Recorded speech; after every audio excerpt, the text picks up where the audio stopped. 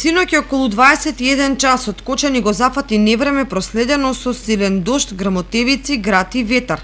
Од врнежите кои траја близу 1 час и половина, на најголем удар се најде источниот дел од градот кај старата индустријска зона.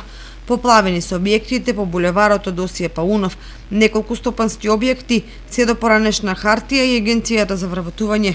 Дел од сопствениците тврдат дека нивото на водата достигнало 1,5 метри. Службите на комуналното јавно претпријатие Водовод и територијалната противпожарна единица реагирале веднаш, испумпувајќи ја водата од поплавените домови и стопански објекти и во централното градско подрачје, во трговскиот центар и на улицата Глигор Апостолов Гочо.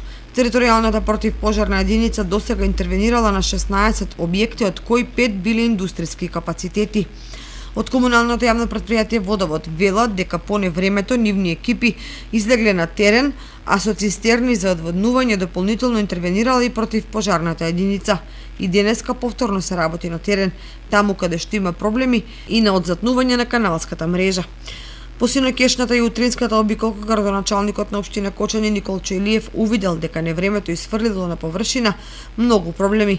Пред се граѓанската неодговорност, бидејќи се узурпирале дел од површините на кои во минатото природата си направила своји текови, а протокот во вакви ситуации е отежнат. Затоа требало целиот потек повторно да се скенира, за да ги направат проектите со кои еднаш за секогаш ќе се канализираат овие атмосферски води.